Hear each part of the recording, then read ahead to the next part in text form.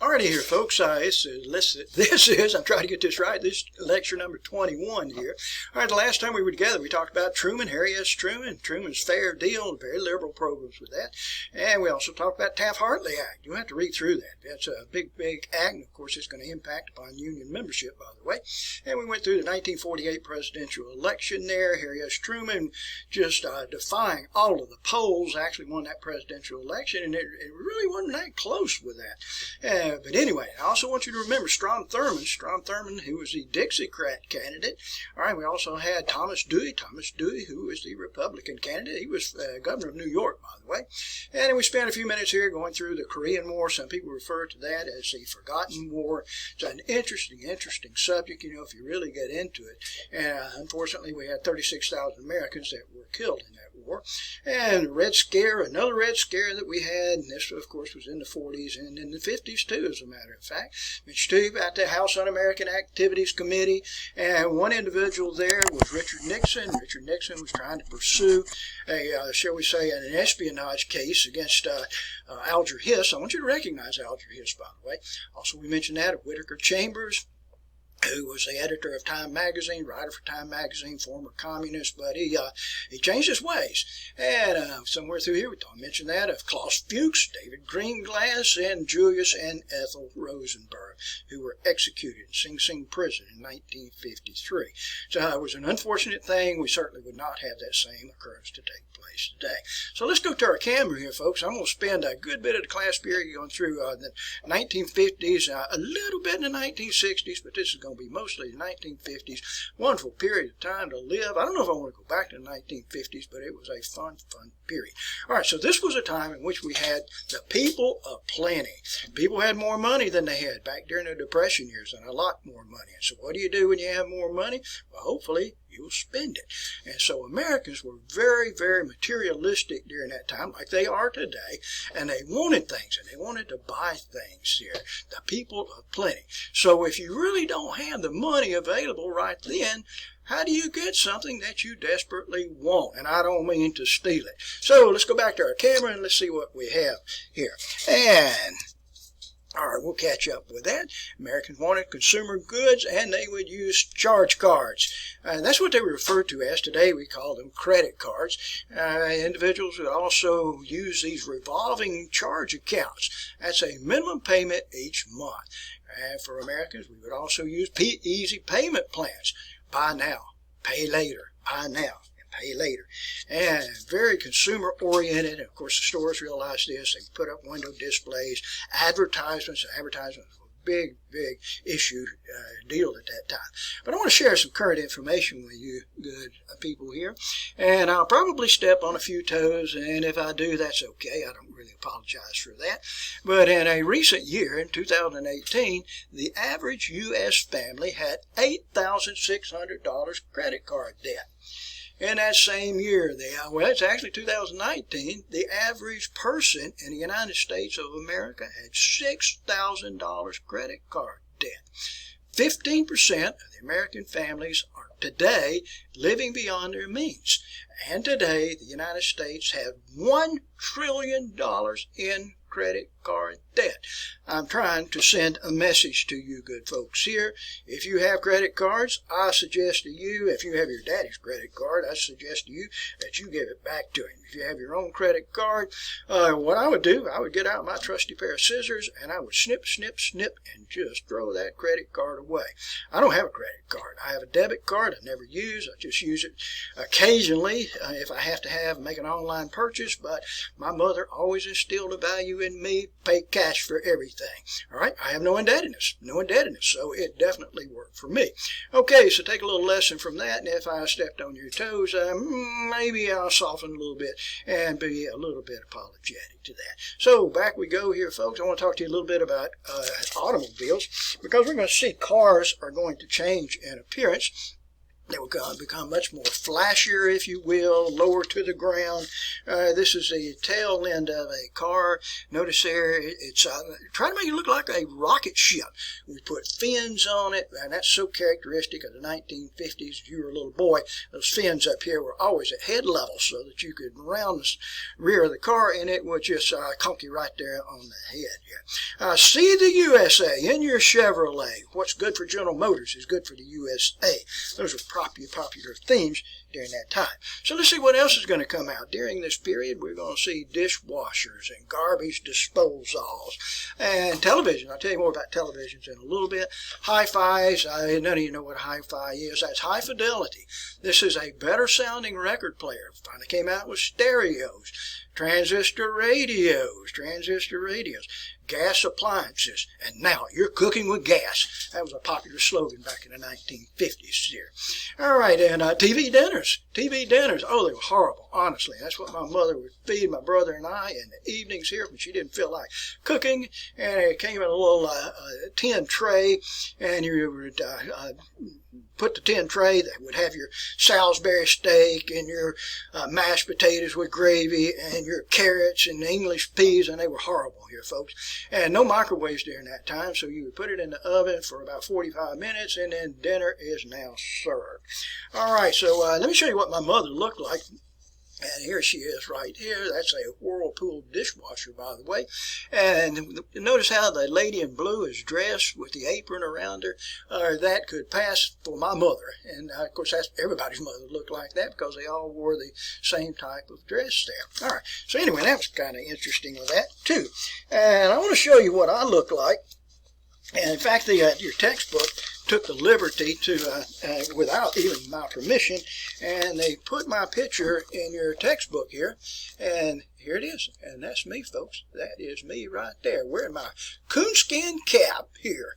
Born on a mountaintop in Tennessee, greenest state in the land of the free.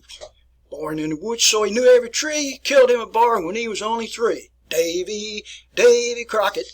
Well, I don't know. And every kid had their little coonskin cap at that time. Sorry for the theatrics with that. So let's move on here and see what else we have. And what every kid wanted, and this was the most popular toy in America here. Look behind me here, folks. You know what I have right here. Can you see this? Well, I would ask for a volunteer in class right now to come to the front of the room and actually demonstrate how to use the hula hoop. And I wish I had you in class now so I would show you. I would not demonstrate. I promise you I would not demonstrate with that. I wouldn't be able to get out of bed tonight. And so anyway, you would have hula hoop contests, these all-night contests, hula hoop around the left arm, hula hoop around the right arm here, 2 hula hoops around your neck, 3 around your waist, and 1 around your leg, and you're standing on 1 leg there. And everybody had a hula hoop, or more than that, too. And, of course, the physicians at that time all told us, don't use a hula hoop. It will cause spinal problems that you will bear for the rest of your life here. We also made use of a slinky. Been a while since I've seen a slinky, but they were also fun. And let's go back to my camera here, and let's see what else we have. And who's the leader of the club that's made for you of me? MICKEYMOUSE. All right, Mouseketeer Sound Dog. Call out now. Karen, Cubby, Jimmy, Darlene, and we could go on and on. And every kid in America had their Mouseketeer ears. And your dream in a lifetime was at one point in your life, like going to Mecca, at one point in your life, you would go to Disneyland. Not Disney World, you would go to Disneyland because we didn't have Disney World at that time. All right, and that was just a fun ambition for everyone here. But no, do not doubt me. Every kid in America watched the Mickey Mouse Club every week on television here. I had a special interest in Karen. She was an older woman to me. She was 7, I believe, and I was about 5 at that time, but nonetheless, I was very, very attracted to her. All right, now, 1/3 of the nation's population lived in suburbs. This was largely due to white flight. As African Americans would move into the cities, whites would move out. They would go out to the suburbs. It's what we call subdivisions today. And a man by the name of William Levitt developed a concept of the Levittowns. And you'd find these particularly up in New Jersey, Pennsylvania, New York. And this was single-family, affordable housing, Cape Cod-style house, one story to it, 2 bedrooms, all designed to be sold for less than $10,000. Less than $10,000. Now, when you look at these houses that are in the Levittowns, if you look at it like this, interior-wise, on the inside of the house, they're all the same. They're all identical on the inside. So you know where your neighbor's bedroom, living room, kitchen, bathroom, you know where it is located there. Now, you may have small superficial differences on every other house, such as that. But basically, it's just an identical neighborhood. All right, you can still see Levittowns if you travel up into the north today. Here's a photograph of a typical Levittown that you would see at that period of time here. I feel very, very sorry for you individuals here. You're going to be making one of the most important decisions of your life, probably pretty soon. Some of you may have already made that decision here, and that's going to be to purchase a house. Not in selecting the person you want to spend the rest of your life in. I've already told you about that. Your chances are not very good with that. But anyway, it's about a 50% chance on a first marriage. But you're going to be wanting to buy a house. And what I want to tell you here, folks, don't fall into this trap of going out and trying to buy yourself a starter house that's $200,000, $250,000.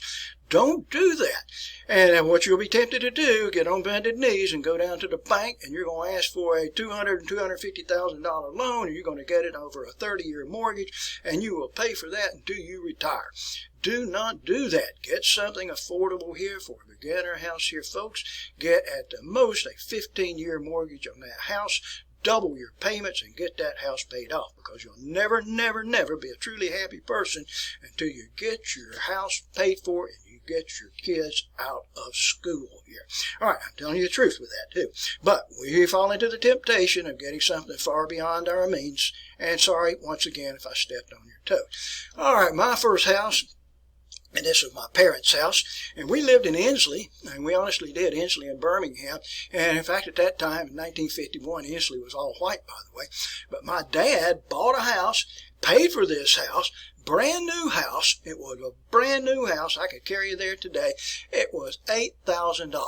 $8,000. When we moved to Jasper in 1956, I lived up on Valley Road, where I'm giving this lecture from.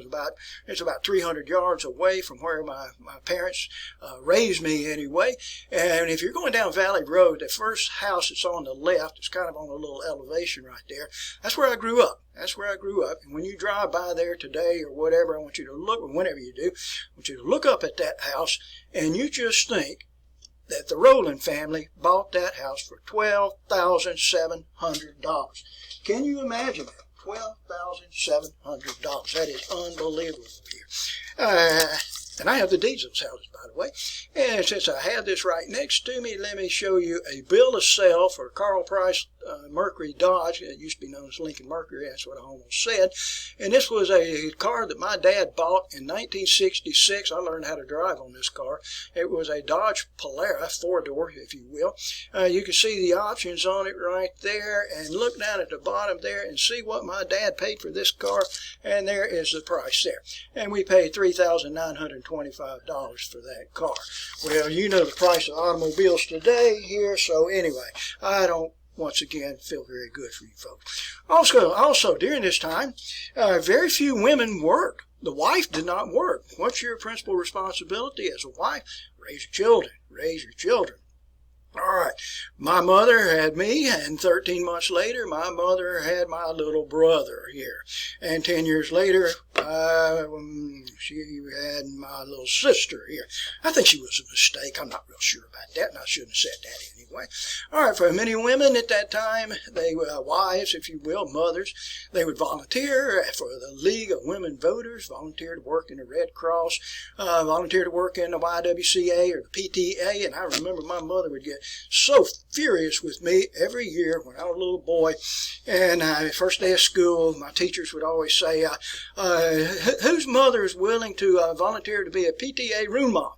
And immediately my hand would go up and I would volunteer my mother to do so. And then my brother would do the same thing, who was a year behind me. So my mother every year ended up being a PTA sponsor, a room mother, and whatever. And she would just get so furious with me about this. All right, now what everybody had in in their household at this time was a book that was written by Dr. Benjamin Spock. It's called Baby and Child Care. Baby and Child Care. Every family had this, and this was a Bible in raising your children. I would have to open the book to see the copyright date on this, but I believe this was 1947. I believe this book was. If you don't have anything else to do with your hard-earned money, you can spend it on junk like this. But it tells you how to be a good parent, how to raise your children, what to serve your children here. And raising children, rearing children here is supposed to be, according to Dr. Benjamin Spock, child-centered, not parent-centered. I'm not sure if my mother and daddy got the word on that, but nevertheless, I survived with that. And let's see what else is going to happen here, folks, as we ramble through the 1940s, 1950s, early parts of the 1960s. I think I mentioned to you at an earlier time, in the major leagues, it was all white. Major leagues was all white. And then you had the Negro leagues. But in 1947, Jackie Robinson became the first African-American to play in the major leagues. He broke the color barrier here. And here he is. He's first baseman here for the Brooklyn Dodgers. That's a baseball card of him right there. That's a replica. Here is the original rookie year card of Jackie Robinson. I have this card at home, by the way. I collect baseball cards, or did when I was a kid. But I'm not going to bring the original one in here and take a risk that somebody might lift that for me. It's very, very valuable here. But he was Rookie of the Year in 1947 for the Dodgers, and in 1949 he was selected as the most valuable player. That's Jackie Robinson. Okay, breaking color barrier. Larry Doby was the first one to break the color barrier in the American League. Played for Cleveland Indians. I've also got his baseball card too, and you don't care anything about that, but that's it. Okay, so let's see what else we had. Television. It's going to be an innovation to take place in the 1940s, but you really don't see the televisions until the 1950s. But take a look at the numbers here, my friend. 1946, we had 17,000 television sets in the United States. 1957, there were 40 million television sets, and by 1965 there were 60 million televisions. Television was very basic, very bland. This is what it looked like here. I'll go back to myself here and show you the size of it. Television was, oops, you can't see my other hand, was about this size right here. I guess it was probably, 15 inches across, and then it was about the same height there and about the same thickness because you had this very large picture tube. Very, very simple. What you're seeing right here, this is your picture tube. Let me use this end. This is a picture tube here. This knob right here, that turned your television on. And this knob, which is present over here, that was your channel selection. So we did not have any of the remote devices. So what you had to do, you had to get off of the sofa and turn the television on, which controlled your volume. And then you adjusted your television station right here with, with this knob there. And at that time we had Channel 6, you had Channel 13, you had Channel 10. Channel 10 was the education networks, and nobody ever watched that. So you only really had 2 television stations to choose from, and both of those were out of Birmingham. Anybody know what these are? Anybody recognize what those rabbit ear antennae are? And those would go up above the television. You had to move them around to get the best reception. If you changed channels, you had to move them around again. And you could do all sorts of fancy things like take tinfoil and wrap the tinfoil around the tips of the antenna. Then get your brother to go up, my baby brother, to go up and hold the antenna. And if he did so, that increased the reception so that I could watch Father Knows Best or whatever. And we had networks, which was NBC, ABC, CBC is what it was called then. It's called CBS today, and which were former radio broadcasting stations. They're the same as what we have today. Did not have any kind of cable network. And we would entertain ourselves by watching Father Knows Best. Our Miss Brooks happened to be another one there. Ozzie and Harriet, which was always fun to watch. And let's see, I'm reaching around for some things here. Leave It to Beaver, always fun to watch. My Little Margie, Kraft TV Theater, that wasn't too good.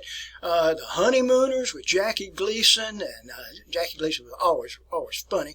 I Love Lucy, you know what I'm talking about with I Love Lucy, with Desi and Lucy, and Ethel and Fred. And we had Ed Sullivan's Toast of the Town. Ed Sullivan introduced this guy. Let's see if I can find him here. Ed Sullivan brought this guy on his program. Anybody recognize who this is? Okay, you know, he's still alive and well up in Graceland. All right. Here he is again. Here, this is Elvis Presley. Here, the King. All right, but Ed Sullivan brought him onto the program. Oh, very, very controversial with that, because at first Elvis Presley had these unusual movements from the waist down, and I won't try to demonstrate that for you, but Ed Sullivan felt like that was too provocative, too colorful, if you will, so they blocked out Elvis from the waist down. I can't imagine that. And then later they brought him back, and then he was able to do his hip movements and all that. All right. Look on YouTube if you wish. Amos and Andy, this was about African-American family, if you will.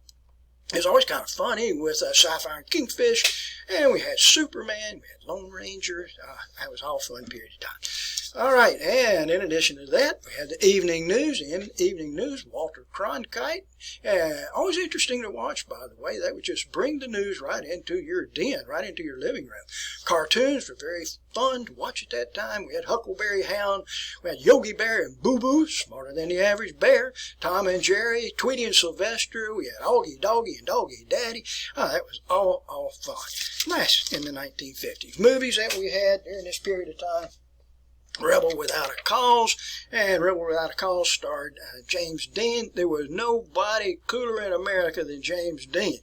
Also starring Natalie Wood, Sal Mineo, who was a very, very popular actor from that period of time. Blackboard Jungle, which was a movie which was for African Americans. The magazines, Playboy, were very popular in the early 1950s here. Ebony magazine, which was for the African American reader. Playboy was for the Playboy, if you will.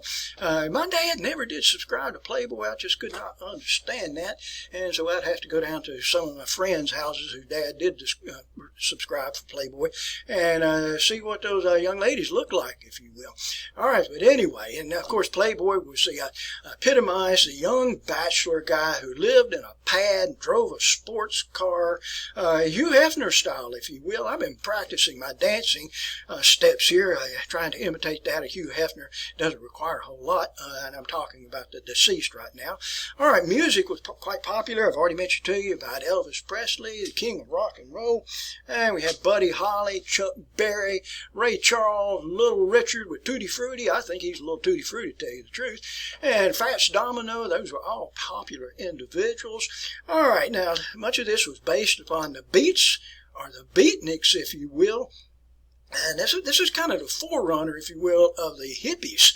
And always interesting individuals there. Let your hair grow a little bit longer. Play the bongos. Play the guitar here. It had this unusual voices here. Like if you saw somebody that was a straight individual that was from the establishment, you would always address that individual like, "Hey, Daddy-O. Hey, Daddy-O." And you would say, "Cool, man. Cool, man." You don't drag it out. It was cool, man. Wow. Slip me some skin. And slip me the skin. Some skin was like this, where you would take the hands. You don't shake hands, but the hands are just done like that. Slip me some skin. Wow, man. All right, and it had a popular television program at that time called Dobie Gillis. Dobie Gillis with Chatsworth Osborne Jr. here and Maynard G. Krebs. Look it up on YouTube if you wish to do so. And a fun period of time. All right, back to the camera we go, and let's see what else we have. All right, life expectancy increased to 71 years of age. Can you believe that? 71 years of age. That was just a fabulous longevity lifetime if you could live to be 71. All right, so what's the greatest country in the world, my friends? In which country do we have the longest longevity? Has to be the United States of America, right? Wrong, it is not, I promise you here. The life expectancy, which is the longest, is that of Hong Kong. Hong Kong, of course, is in China, which on the average is 81.8. For females, it's 87.6 years of age, and shortly behind that is Japan. And if you're curious about where the United States of America is, my friends, we rank as number 35 number 35 with an average life expectancy, if you're a male, of about 76 years of age, 75.6 I believe it is, and overall life expectancy for an American is about 78 years of age. Hey, how is that? Great country like America, why do we not have the greatest life expectancy? Just stop and take a look around you, folks. We have an obesity problem. We have a smoking problem here. People don't take care of themselves. They drink too much. And that's where the problem lies. Right there. And if you break it down into states, I'm proud to tell you, good folks, that Alabama ranks as number 49 in the United States in longevity here. Thank goodness for Mississippi. And Mississippi, of course, has the shortest life rate here. All right, that's enough on that. I'm being awfully critical today, it seems like. All right, let's move on here and see what else is going to take place during this period of time. I'm looking around to see if I've covered everything appropriate so far, and we did. Okay, so we're going to have polio. And polio was a devastating disease. And, the President of the United States, Franklin Delano Roosevelt, had polio, and it was crippling type polio. And you class, you probably don't realize this. We're all familiar with AIDS. We're familiar with the SARS virus. We're certainly familiar with the pandemic of COVID. We know about that with the coronavirus here. We're very afraid of that. But back in the 1940s, 1950s, everyone was deathly afraid of polio. Nobody knew what caused it whatsoever. Some people thought it was caused by just bad water, muddy water.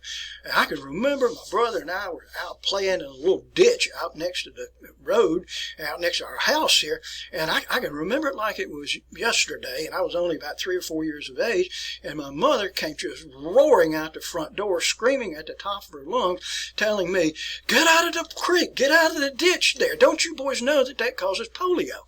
And my mother was an educated individual, she was a college graduate, University of Alabama. But she, as everybody else at that time, had no idea what caused polio.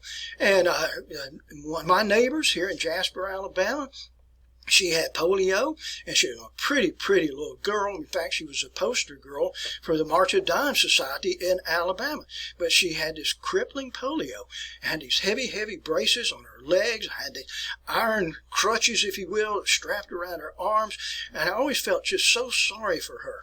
And her brother was one of my close friends, and we would play out in the front yard, play baseball and play football out in the front yard, and she would always step out on those braces and crutches, and she would watch us play football and baseball on our good legs. And I think about her often. She lives, I won't tell you where she lives, in Jasper today. She's my age, a year older than me, but I still see her to this very day. She's in a wheelchair today. Occasionally you'll see her with those braces and crutches on, and here I'll go running down this road with my good legs and pass by her house, and she'll be out on the front porch, and she waves at me and I wave at her, and I think how fortunate I was. But in 1953, a man by the name of Joseph Salk developed a vaccine for polio, and it would save just thousands, if not millions, of lives in the United States here. This photograph here shows you the photograph of some of the first Salk vaccines, and that's what it was called, the Salk vaccine.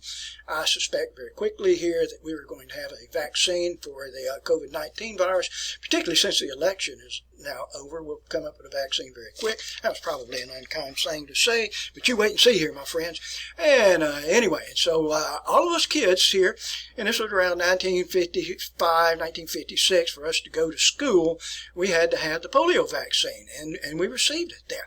So you're probably familiar with the March of Dimes, and all of us kids, children, we would be given these March of Dimes folders by our classroom teachers. Idea behind it was to collect dimes, for polio research with that. And you stop and you think about it, the President of the United States, Franklin Delano Roosevelt, had polio, and whose likeness is on the face of a dime? Franklin Delano Roosevelt. Diphtheria, tuberculosis virtually disappeared. And we're also going to see a space race to take place. In 1957, let's see if I can get this lighting a little bit better. In 1957, the Soviet Union, Russia, sent into space a satellite. And they named that satellite Sputnik. And later in the year, in October 1957, they sent another satellite into space. It was called Sputnik 2. And then shortly after that, the Russians, the Soviets, sent into space in a satellite. They sent a little dog. And this dog, which was called Laika. And the dog was not going to return. The dog was sent into space, but it did live until it just ran out of oxygen, and it just perished in space. But it did prove that you could send a living individual into space. And in 1958, the United States put a satellite into space, which was called Explorer 1. And in fact, we eventually sent into space a chimpanzee. And this is a chimpanzee we sent into space and actually brought it back. We brought this animal back. So it proves that you could send a living creature into space and bring them back. In 1961, the Soviet Union sent a cosmonaut into space. His name was Yuri Gagarin in Vostok 1. This is what he looked like here, and I'm going to tell you, he was my hero. Look on the top, look on the helmet, and see CCCP. If this was in the United States, it would be USSR, but in Soviet Union and Russia, it's CCCP. And don't tell anybody, but this was my hero. I pretended all the time that I was Yuri Gagarin, this Russian, this Soviet that was sent into space. And where's the United States? We are on the ground here, my friends. Okay, but then after that, the United States in May 1961, we will send a man into space, Alan Shepard. And we sent him up. He did not orbit the Earth. He went up, and he came right back down, safely, by the way. But the Russians are beating us. The Soviets are beating us, and beating us badly here, folks. They're sending a man into space and orbiting the Earth on multiple occasions. Well, but 1962, in February, John Glenn, an American, was sent into space, orbited the Earth on several occasions, and we brought him back alive. And I love that. That is great. Well, let me tell you about myself here, folks. In 1969, in July, summer of 1969, we were in war in Vietnam. And all the guys that were my ages, you were going to Vietnam. I'll tell you more about that at a later time. And I knew I was going to go to Vietnam, so what I ended up doing, I joined ROTC, and I spent 2 years at Walker College, so I had to make up those first 2 years of ROTC. So I was sent to basic training at Fort Benning, Georgia. And hot as Hades down there. And it was in July, and it was July the 20th, if I remember right. And we were out training, and the drill sergeant came up, and the drill sergeant told us, he said, men, we're going back to the barracks. And I remember thinking, this is odd. This is so crazy, because you don't go back there to the barracks during the middle of the day. So they took the platoon and all the other platoons in my company. We went back to the barracks there, old World War II barracks. And crazily enough, they brought 2 televisions in, one for the upstairs and one for the downstairs. The 22 guys slept upstairs, 22 guys had cots that were downstairs. And I thought, what in the world is going on here? This is so un-Army-like here, you know. Why in the world would we bring a television in during basic training? I didn't see a television my entire time through basic training. And they set up the televisions, whoever it was set up the television, and then we were given the order, watch the television. And sure enough, we watched the television. And as we were looking at the television, lo and behold, guess what we saw? And this is what appeared there. One small step for man, one giant step for mankind. The eagle has landed. And this was Neil Armstrong. Neil Armstrong had landed on the moon there, and I was able to see that, by the way. Neil Armstrong, Buzz Aldrin, and Michael Collins, who stayed in the capsule itself, they became my heroes. Here we can see, that's Michael Collins, I believe. Neil Armstrong is the one that is seated there, and anyway, I think I'm right on that. And you know, I got the opportunity to see Neil Armstrong face to face. I honestly did.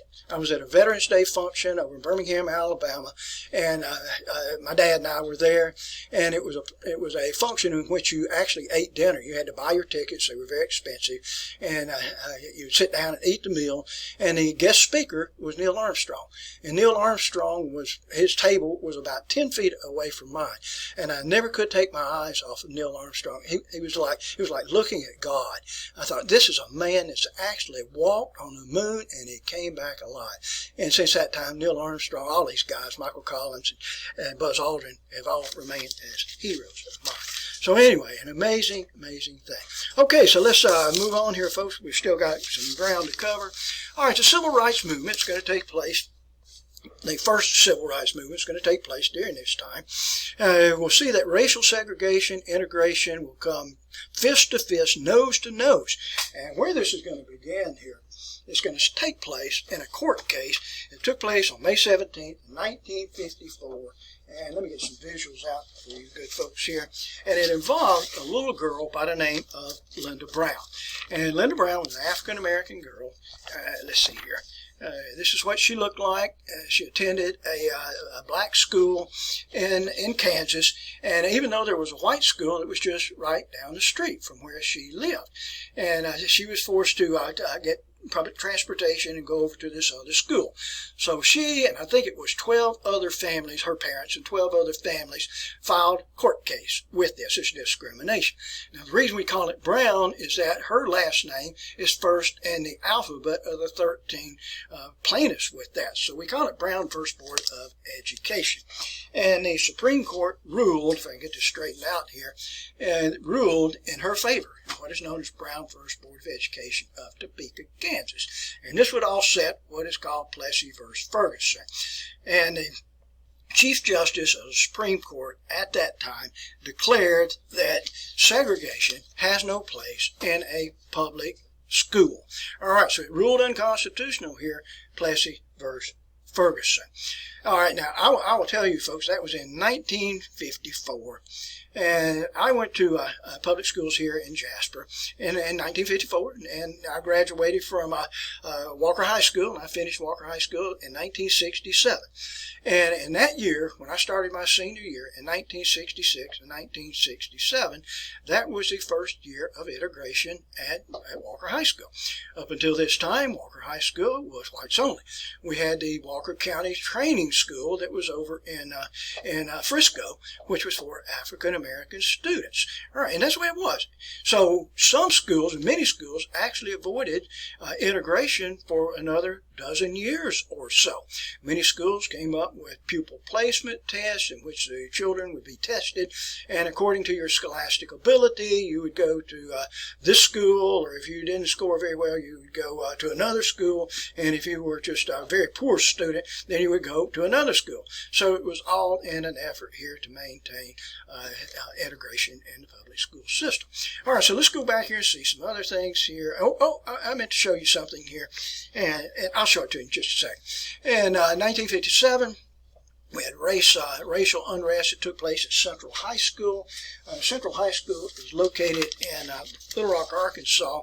This is what it looks like. It's a nice school, by the way. It's a very, very nice school, and much larger than what you see in this photograph. But it involved the Little Rock Nine, and these were African American students, and there was a court order that demanded that they be allowed to go to the white school. And here you can see what's her name, Evelyn Eckford, I believe is her name here, and she is being taunted by all these whites here, and particularly this lady here that's just screaming vulgarities, obscenities, at her.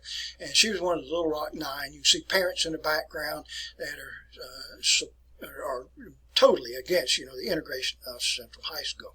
Eventually, in 1957, the 101st Airborne Division, the military unit, was called in to squash this protest and unrest that was in Little Rock. We also had the Arkansas National Guard that was likewise called in. Later, those two ladies here, let me make sure I've got the names right. It's Elizabeth, I'm messing that up. Evelyn Eckford, Elizabeth Eckford, I'm sorry with that, and that was her name. But later at the same school, these two ladies, now much older here, I'm sure they're not best friends forever, but at least they were able to speak to each other civilly. All right, anyway, sharing that with you. Okay, I want to go back to myself here for a second, share some photographs from this period of time. And it tells you here that the High Court banned segregation in public schools. This is in 1954, if you will. I love this photograph because, if you and most of you can't even identify with this because you've gone to school, with both blacks and whites, throughout your public education career anyway, if you want to call it a career. But just imagine this, that if you have never been in this environment where you're in a classroom with blacks or a classroom with whites, and you can see it in the faces of these children here, these young girls, as they're just staring at each other. Here's another photograph here of Little Rock at Central High School in 1957. Eventually, they just closed the school for the year. There was just too much unrest, too much protest. For the President of the United States, Eisenhower, who was a Republican, signed civil rights legislation here. This was during the tenure of Eisenhower. Here's another photograph with Eisenhower, and this is A. Philip Randolph right here. A. Philip Randolph, founder of the Brotherhood of Sleeping Car Porters. Does anybody recognize this young man who is right here? Oops, not there, right there. Anybody recognize this guy? All right, and that is Martin Luther King Jr. All right, so I want to tell you about another incident here that took place. And this will occur, in fact, let me go back here so you can get your notes together on this. And did I write it down here? Okay. And it took place here on December the 1st of 1955. And it involves an individual that you're very well familiar with. And her name is Rosa Parks. Let me show you what she looks like. Rosa Parks was a mulattress. She was a mixed race individual. She was a seamstress. And she worked in a place that made garments, in downtown Montgomery, Alabama. And anyway, for Rosa Parks, she boarded a bus, and here is a front of the bus here. This was after work, and that is a bus where I don't know if that's the bus or not. This is a Civil Rights Museum, which is present in Montgomery, and it's kind of an interesting place to visit. You'll have to buy a ticket, and that's one of the buses that's inside, but that's not the original bus that Rosa Parks actually boarded at that time. And I want to show you this, and by the way, if you go to the Civil Rights Museum here, it's operated by Troy University, and it's kind of interesting there. Let's see if I have anything else on this. I want to show this to you. Now, where she got on the bus, we'll get the lighting adjusted properly here. She got on the bus right here. All right, now, when she got on the bus, she will only go down this way, and then we'll go to this area right through here. So she's only on the bus for about 3 blocks. I wish I had this in class, had you in class to show you this a little bit better. But let me show you how the buses were at that time. I would visit my grandmother in Birmingham, and we would that was the type of transportation that we took, was a bus. And because she never learned how to drive, never had a car. All right, so let's get oriented here. Here is the bus driver that's present here. Now, this is the little place where you'll put your nickel in or put your dime in, whatever the amount of the fare is there. Now, here's the front door, and you enter the front door. Everybody enters the front door on the bus. And when you do so, you go up to the front of the bus, and you drop your nickel or you drop your dime into the coin slot that is present there. Now, if you are a white person will walk down the aisle here, and you will take a seat up in this area of the bus. You take a seat in this area. Now, if you are African American, here's the system that you have to do. For an African American, you have to enter the bus here. You put your coin in right here, and then you have to get off the bus. And when you get off the bus, then you have to walk back and enter the rear door of the bus, which is present here. And then if you're an African American, you take your seat anywhere in this area here. Well, in Montgomery at that time, there was always more blacks than there were whites. So it was just the front section of the bus that was reserved for whites. And in fact, on this particular day, in bus 2857, there was a sign that was placed here on row 5. And the sign said, whites only. And then you had colored section, which was back here.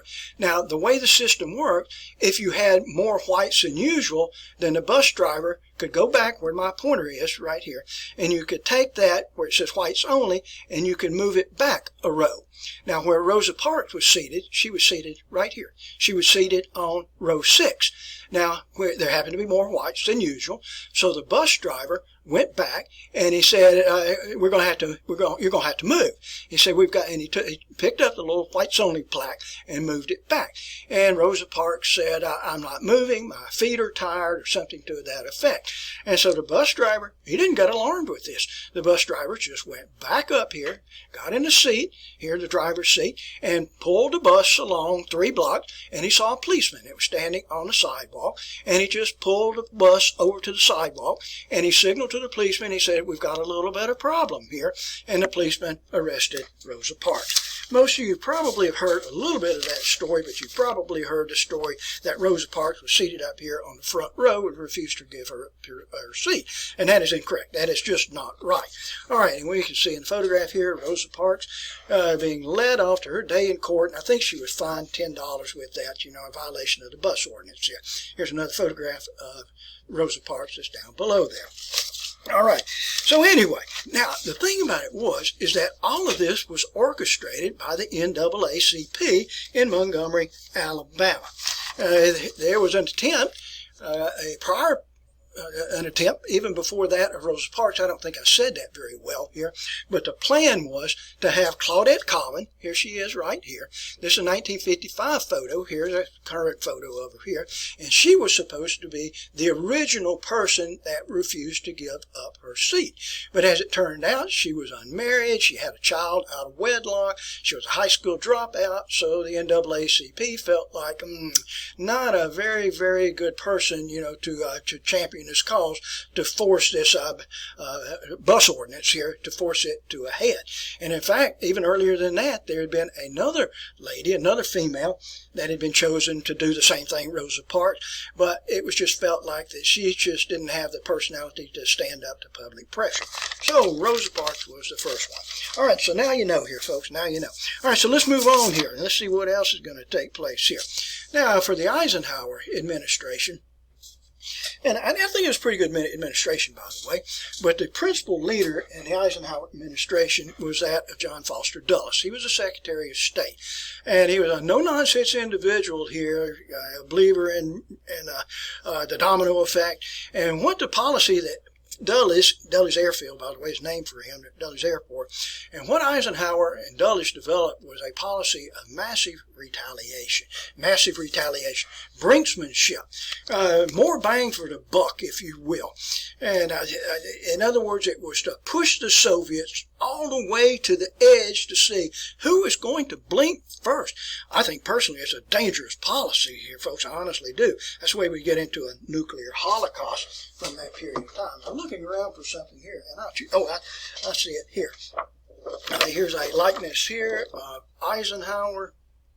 Here you can see Eisenhower here with the Soviet premier Nikita Khrushchev. I'm going to tell you more about Nikita Khrushchev in just a second, show you how to spell the name. Remember by this time that the Soviet Union has developed atomic bombs, and we in the Soviet Union will develop hydrogen bombs. Here's one that's being tested here. Here's another blast that's being tested here. We were all told, if we had 2 of these atomic bombs, hydrogen bombs, to go off simultaneously, that it would knock the Earth off of its axis and we would all die with that. So we were all very, very afraid of that at that period of time. Okay, so let's move on here, and I'm not through. I'm trying to tie together some subjects here very quickly here. And did I have this? No, I did not have that here. Anyway, so everyone, here it is, I have it right here. So an arms race will take place between the Soviet Union and the United States. We will build a nuclear arsenal up. The Soviets counter that with building their nuclear arsenal up.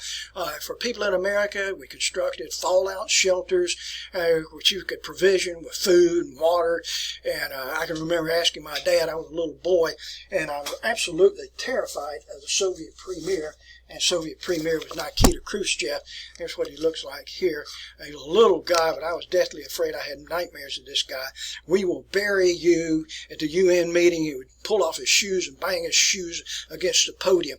And I remember asking my dad, because I was so terrified of Khrushchev, and I asked my dad, I said, I was only about 10 years old, and I said, Dad, Khrushchev's not going to drop a bomb on Jasper, Alabama, will he? And my dad looked at me and he said, No, son, he's not going to drop a bomb on Jasper, Alabama. He'll drop it on Birmingham. Oh! It just scared the life out of me because I knew that the blast, would eradicate Jasper with that. So we built fallout shelters. I still see those in Jasper today, or I know where they are, as a matter of fact. And this was kind of what Americans felt like at that time. It says, thank God we survived. If we destroy the world and you survive in a fallout shelter, what have you done? You've only bought yourself, like an extra couple of weeks. But we brought Nikita Khrushchev, invited him to come to the United States, and he did. He visited the United States. Here we can see him here in the United States. And we asked him, we said, Mr. Premier, what would you like more than anything else? We're going to give you the key to the city. What do you want? And he said, I want to go to Disneyland. And by golly, we took him to Hollywood. We honestly did here. Here you can see Nikita Khrushchev. He liked the girly shows. He honestly did. You can see him in the center of the photograph, in the upper part of the photograph. And then at the last minute, we took his candy away. We felt like it would be a security risk. And we said, I'm sorry, Nikita, you can't go to Disneyland. So anyway, and that was that. Oh, let me tell you about something else that's going to take place here in 1960. A man by the name of Francis Gary Powers. And Francis Gary Powers had been a former Air Force pilot. And he was now flying for the CIA. He was flying one of these aircraft.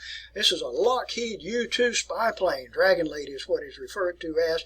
And he was shot down. Honestly, he was shot down over the Soviet Union, over Sverdlovsk, if you will. And when the plane came down, it came down like this. So it went down like that, and when it hit, it fell from like 70,000 feet, something like that. And when it hit, the plane did not demolish, and it still had some identifications on it that linked it to the United States, that we were spying on the Soviet Union. The President of the United States, Eisenhower, he denied it. He said we would never spy on the Soviet Union. Oops, they had us. And that pilot, by the way, was Francis Gary Powers. If you've watched the movie Bridge of Spies, you know the story very, very well, and I recommend that movie. It's very good. All right, so the Soviets captured Francis Gary Powers. He was supposed to have committed suicide, but he did not commit suicide, and we ended up eventually exchanging him for a Russian spy, Soviet spy, Rudolf Abel.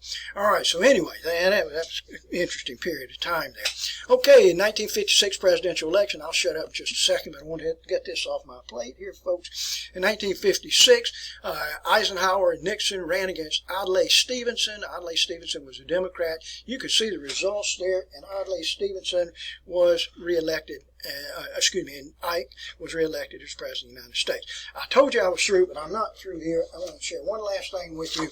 In 1959, Fidel Castro overthrew the corrupt government here of the dictator in Cuba, a person by the name of Fulgencio Batista. All right, and Cuba came to power, or I should say Castro came to power. For the United States, or actually what happened, Cuba broke off diplomatic relationship with us, and for Castro befriended the Soviet Union. All right, now I have to tell you this because this is going to build on to our next lecture here. Here's Fidel. You can see Fidel there, dressed in his military uniform itself. I'll share a few photographs before we shut down completely. Fidel shaking hands with Ernest Hemingway. If you go to Havana, Cuba, you can go to Hemingway's home if you wish to do so. Let's see if I have some other photographs. This is Castro right here. Behind him is Camilo Cienfuegos.